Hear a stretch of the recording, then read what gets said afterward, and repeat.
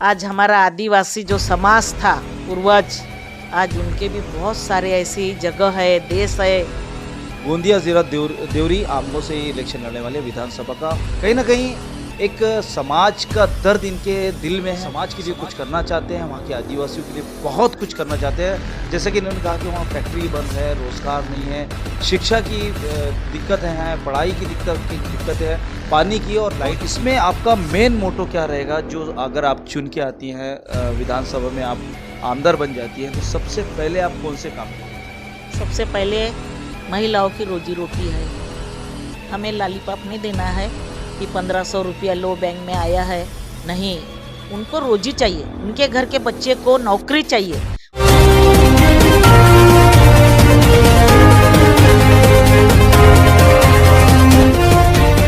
कल मैं हूँ रियाज शेख और आप मुझे देखते हैं लगातार TNN 24 न्यूज़ चैनल में। तो आइए खबर को शुरू करने से पहले मैं आपको बता दूं कि विधानसभा 2024 की जो हलचल है लगातार बढ़ते जा रही है। आइए कैसे ही उम्मीदवार जो कांग्रेस की इस वक्त मेरे साथ बैठी हैं उनसे हम बात करते हैं, उनसे जानने की कोशिश करते हैं कि लोकसभा विधानसभा जो इलेक्शन आप लड़ रही हैं कांग्रेस से, तो क्या उनका मेनू है वो भी हम जानने की कोशिश करते हैं। लेकिन उससे पहले मैं आपको दे दूं वो परिचय जो आप सोच रहे हैं कि कौन होगी ये महिलाएं जो आपके सामने इस वक्त मेरे साथ बैठी हैं। तो मैं आपको बता दूं कि इनका नाम है आशा नेहरू उइके जी, और इनकी उपलब्धियों के बारे में मैं आपको जानकारी देता हूँ। ये गोंदिया गंगा झरी की रहने वाली है और गोंदिया जिला देवरी आमगांव विधानसभा क्षेत्र से ये कांग्रेस की सीट से इलेक्शन लड़ने वाली है, यानी कि भावी आमदार जिसे कहते हैं वो इस वक्त मेरे TNN 24 न्यूज़ चैनल के स्क्रीन पे आप देख रहे हैं।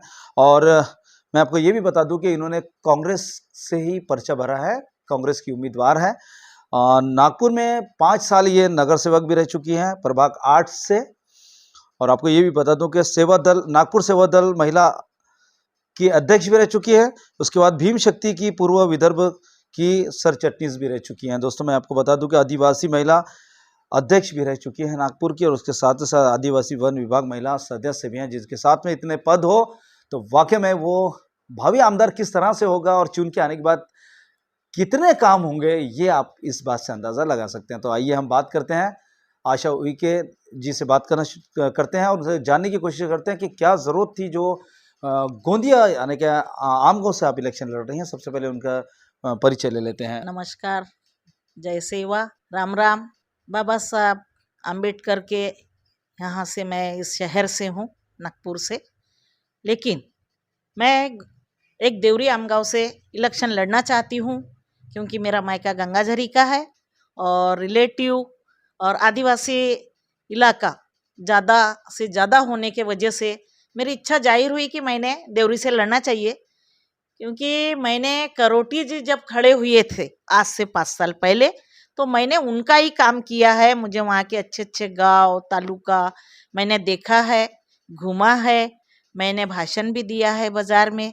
इसलिए मैंने सोचा कि मैंने तो यहाँ कारपोरेशन का नागपुर में इलेक्शन लड़ा है, लेकिन अभी मेरी इच्छा ऐसा हुआ कि आज हमारी आदिवासी महिलाएं हैं, वो उन्हें जब हमारे को राजीव जी ने 33% महिलाओं का कोठा दिया, आज तो 50% है, तो भी हमारी महिलाएं अब सक्षम होना चाहिए और ज़्यादा से ज़्यादा तादाद में अपना फार्म भरना चाहिए, आमदार का इलेक्शन लड़ना चाहिए। हर इलेक्शन जो होते, चलो छोटे मोटे ग्राम पंचायत के होते हैं, लेकिन अब तो ये आमदार का है। तो मेरी भी इच्छा है कि मैंने भी लड़ना चाहिए और मुझे भी टिकट मिलना चाहिए और मैंने आदिवासियों के काम करना चाहिए। क्योंकि मैं बहुत सारे ऐसे पद है मेरे पास में, लेकिन मुझे ऐसा लगता है कि आज जो सरकार है, इस सरकार ने सिर्फ जातिवाद बताया है। बहुत सारे ऐसे सरकारी स्कूल थे बंद कर दिए, प्राइवेट चालू कर दिए, लोगों की जमीन हड़पने लगे हैं। तो हमने भी तो, हमारे भी तो पूर्वजों ने, आज पूर्वज जो थे, आज हमारा आदिवासी जो समाज था पूर्वज, आज उनके भी बहुत सारे ऐसी जगह है, देश है। और इन लोगों ने आज़ादी में भी, आज़ादी करने के लिए भी उन लोग भी बहुत सारे ऐसे उन्होंने अपनी बलि दिए हैं। और मैं भी ये चाहती हूँ कि बहनें भी आज लोगों का काम करना चाहिए। आज महिलाओं के ऊपर इतना अत्याचार हो रहा है, हाँ हाँ क्या आपको नहीं लगता, आपको क्या लगता है कि महिला सुरक्षित नहीं है हमारे भारत में? नहीं नहीं नहीं, हमारे क्यों यहाँ क्यों नहीं है। क्यों ऐसा? ये जो आज सरकार जो बैठी है, इस सरकार ने क्या दिया है महिलाओं को? सिर्फ तुच्छ निगाह से देखते हैं। बच्चियों को काम देते हैं, कहीं नौकरी मिली है।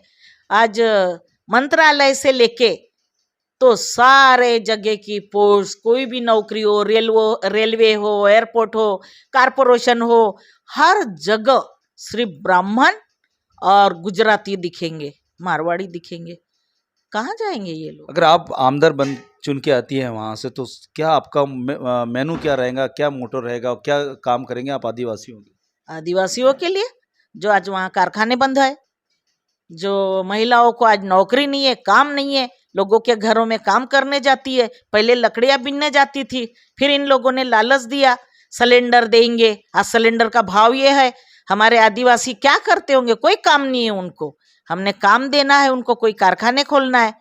और बच्चों को भी हमने उनको आज आहार की भी जरूरत है। बहुत सारी ऐसी जगह है जो छोटे छोटे गांव है, जो काम नहीं है, किसी के पास खेती नहीं है, और खेती है तो उनके पास पैसा नहीं है, बैंक बैलेंस नहीं है, बैंक लोन देती है तो आज कहाँ से पैसा लाएंगे? ये तो खुद ऐसे हो गए, बेटी बढ़ाओ बेटी पढ़ाओ। क्या कर रही है? बेटी पढ़ने जाती है तो उसके साथ में क्या हो रहा है? रास्तों में रेप हो रहा है, लड़की को गाड़ी से उठा लेते हैं। बच्चे कहाँ जाएंगे? दोस्तों मैं आपको बता दूं, जहां तक हमने बचपने में देखा है कि आदिवासी जो बिछड़ा एरिया है, बिछड़े लोग हैं, और उनकी जब कंडीशन हमने कई बार ऐसा देखा है कि रोटी को प्याज के साथ खाते थे और अपना दिन बसर करते थे और अपने परिवार को पालते थे, मेहनत मजदूरी करते थे। आज भी बस उसी तरह की आदिवासियों की कंडीशन है। कहाँ लाइट की प्रॉब्लम, तो कहीं पानी की प्रॉब्लम, तो कहीं पढ़ाई की, शिक्षा की भी प्रॉब्लम। हाँ, मुझे शिक्षा से याद आया कि शिक्षा के लिए आप आदिवासी लोगों के लिए पढ़ाई के लिए क्या करेंगे?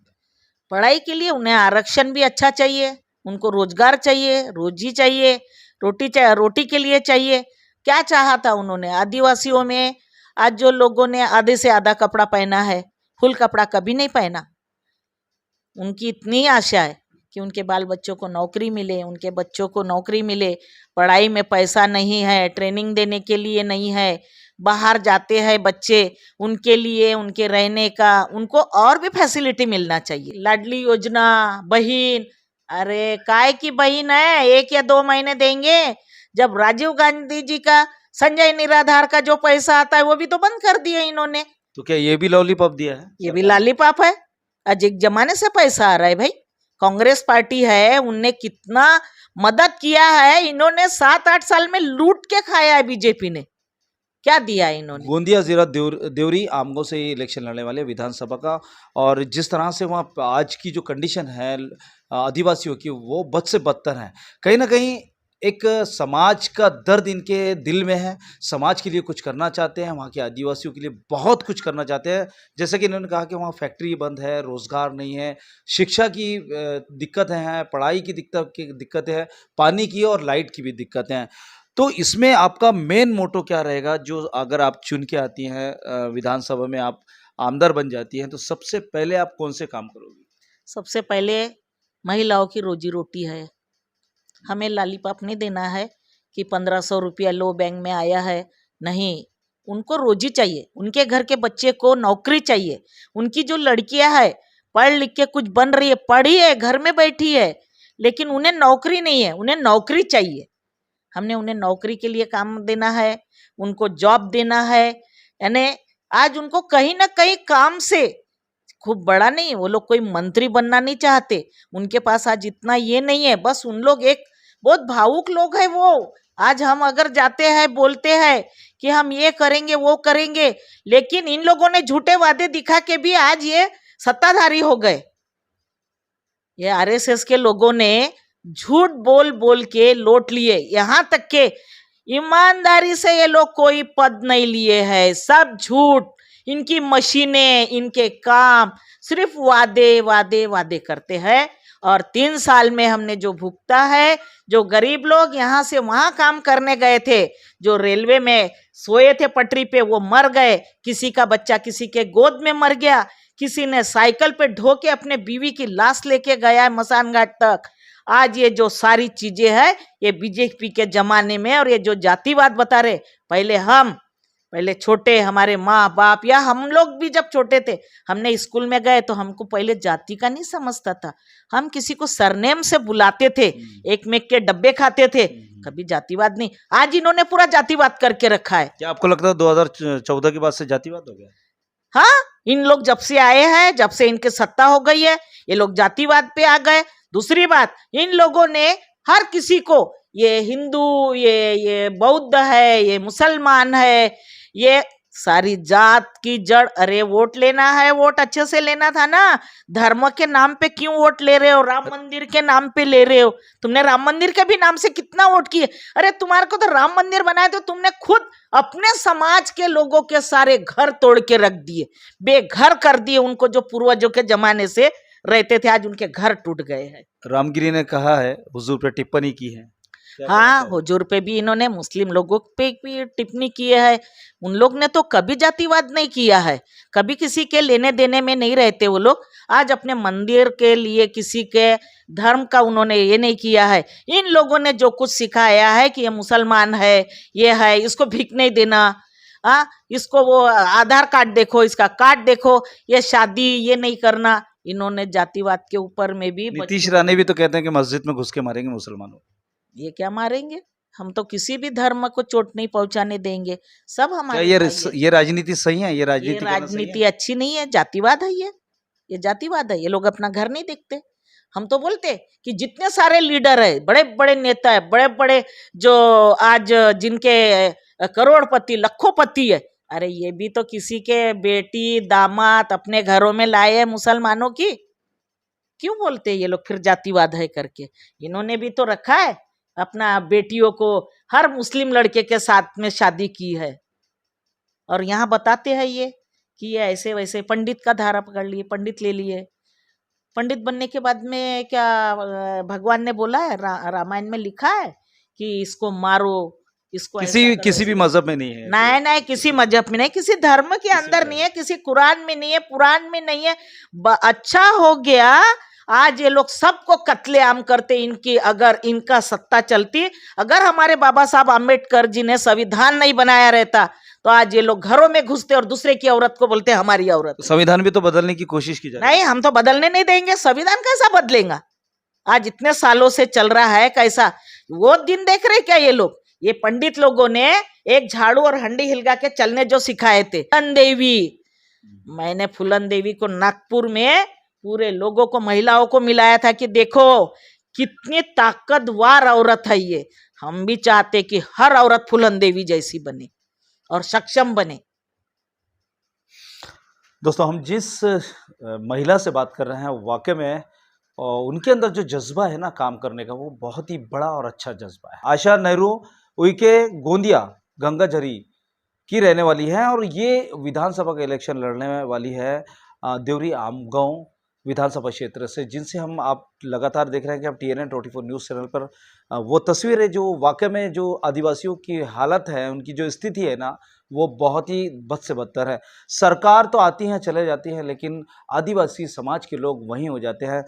मैम जिस तरह से वहाँ कार्य करना चाहती है, काम करना चाहती है चुन के आने के बाद, तो वो अपनी सोच ही अलग है। बहुत ही वहाँ कुछ ना कुछ बदलाव लाने की वो बात कर रही है।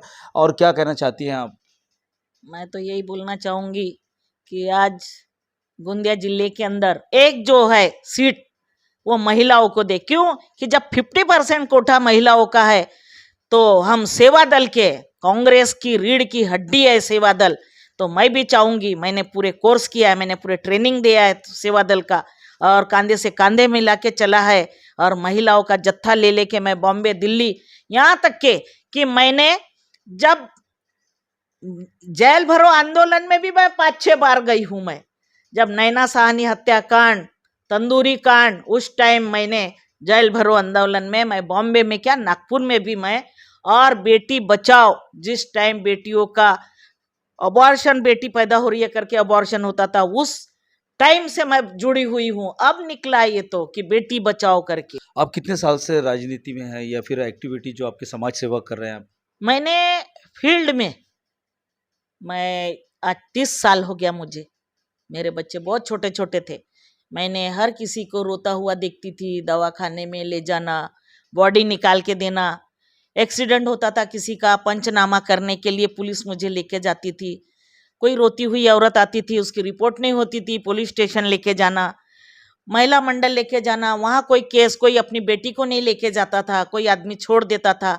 तो मैंने ऐसे केस भी हैंडल करते करते मैं आज अपना तंटा मुक्ति, लोक पंचायत समिति, हर पुलिस स्टेशन के केस मैंने महिलाओं की बहुत मदद किया है। और जो मैं नागपुर में भी चुन के आई थी तो मेरा काम देख के ही मैं चुन के आई थी, क्योंकि मैं बहुत सारे ऐसे काम है कि हर काम में मैं आगे हो जाती हूँ। मैंने कभी ये नहीं सोचा कि कौन से समाज का है, कौन जात का है, गंदा है, नहीं। यहाँ तक कि मैंने पागलों को भी रास्ते से उठा के, स्टेशन से उठा के पागल खाने भी लेके गया है, उनका परिवार तक के भी मिलाने लेके गया है मैंने। और गाड़ी वगैरह कहीं पे भी, बस स्टॉप पे कोई दिखती थी उसको उसके सफर तक के पहुंचाने गई हूँ मैं। अभी कौन कौन सी पद है आपके पास में, विराजमान है आप कौन कौन सी पद पे? अभी तो मैं नागपुर जिले की महिला अध्यक्ष हूँ, सेवा दल, आदिवासी महिला अध्यक्ष भी हूँ, भीम शक्ति की मैं सर चिटनीस विदर्भ हूँ मैं। पोस्ट तो बहुत सारी है मेरे पास में, एक पोस्ट बाकी है जो आमदार बन जाए। बस मुझे एक बार आमदार अगर बन गई आप लोगों की दुआ से, तो मैं सोचूंगी कि आदिवासी भी कुछ बन सकते हैं और महिलाओं को भी आप लोग मौका देंगे। मैं ऐसी आशा भी करती हूँ आप लोगों से कि एक बार बनाएंगे। क्यों कि आज कचारगढ़ का जो एरिया है, हमारे पूर्वजों की जो जगह है, उसको भी बहुत कुछ बनाना बाकी है। आज पूरे ऑल इंडिया से लोग आते, पूरे विदर्भ से आते, बिरसा मुंडा में भी लोग नागपुर में आते, वैसे कचारगढ़ में भी आते। वहाँ महिलाओं के लिए बाथरूम की जगह नहीं है, बस स्टॉप नहीं है। गांव की यानी इतनी परिस्थिति खराब हो जाती है कि जब कचारगढ़ का मेला भरता है तो पब्लिक आने से गंदगी इतनी होती है कि उस गांव में बीमारी होती है, इतनी गंदगी फैल जाती है। लेकिन यहाँ बीजेपी की सरकार, आरएसएस का गढ़ होने से हमें यहाँ भी काम बराबर नहीं करने दिया गया है नागपुर में। बहुत उम्मीदों से मैंने यहाँ से भी लोगों का ये करती थी, लेकिन अभी भी काम करती हूँ, अभी भी फील्ड में हूँ मैं। इसलिए चाहती हूँ कि कहीं आप लोग मुझे ऊंचे तक के अगर आमदार तक के बनाओगे तो मैं बहुत आभारी हूँ आप लोगों की। बहुत बहुत धन्यवाद हमारे TNN 24 न्यूज़ चैनल से बात करने के लिए और जुड़ने के। नमस्कार। तो दोस्तों, ये थी हमारे साथ में भावी आमदार आशा नेहरू उइके, गोंदिया गंगाधरी। ये यहाँ की रहने वाली हैं और ये गोंदिया जिला देवरी आमगांव के विधानसभा क्षेत्र से उम्मीदवार हैं कांग्रेस से। तो दोस्तों, वो भी यही चाहती है कि आपका आशीर्वाद, आपका प्यार, आपका स्नेह आशा नेहरू उइके जी के साथ में बना रहे और वो आपके क्षेत्र में कुछ काम भी करना चाहती हैं जो अब तक नहीं हो पाया है। तो लगातार बने रहिए मेरे साथ और देखते रहिए TNN 24 न्यूज़। कैमरामैन मोहित रजा के साथ रियाज शेख, नागपुर।